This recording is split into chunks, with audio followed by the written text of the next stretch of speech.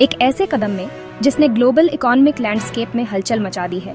पुराने और शायद फ्यूचर प्रेसिडेंट डोनाल्ड ट्रंप ने इंडिया पर सीधा निशाना साधते हुए एक सख्त टैरिफ पॉलिसी लागू की है।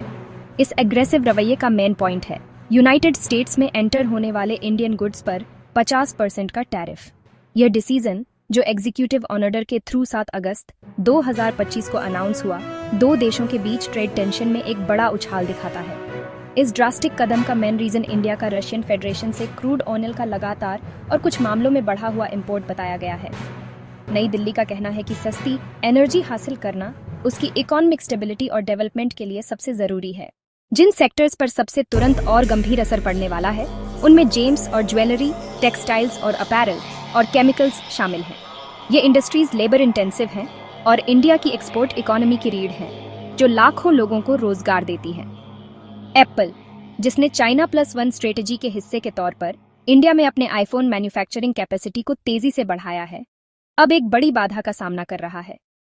2025 की दूसरी तिमाही में इंडिया रिमार्केबली यूएस को आईफोन का सबसे बड़ा एक्सपोर्टर बन गया, जो टोटल का 44% था।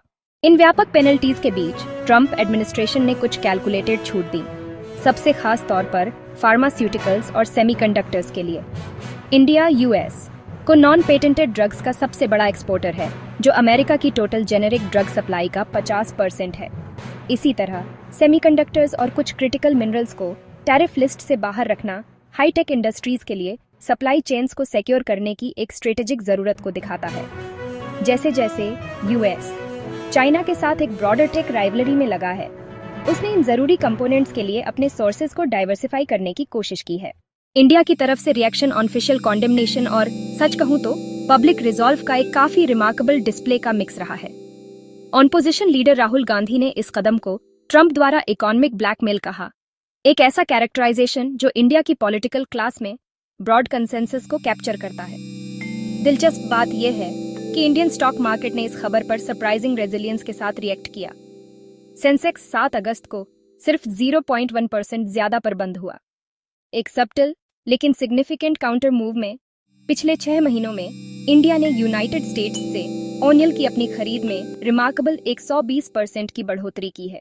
आगे देखते हुए इंडिया खुद को एक क्रिटिकल जंक्शन पर पाता है, जिसे अपनी स्ट्रेटेजिक ऑटोनॉमी को असर्ट करने और अपने सबसे इंपॉर्टेंट ट्रेड रिलेशनशिप को बनाए रखने के बीच एक मुश्किल रास्ते पर चलना होगा। इंडियन ऑफिशियल्स ने संकेत दिया है कि डिफेंस खरीदों को तब तक होल्ड पर रखा जा सकता है जब तक कि टैरिफ फ्रंट पर ज्यादा क्लैरिटी ना हो। यूएस इंडिया रिलेशंस का भविष्य इन गहरी मतभेदों को मैनेज करने की उनकी क्षमता पर निर्भर करता है।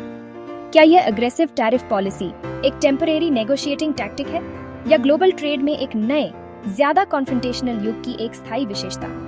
हमें बताएं कि आप क्या सोचते हैं। लाइक करें, कमेंट करें, शेयर करें और DSI AI फैक्ट चैनल को सब्सक्राइब करना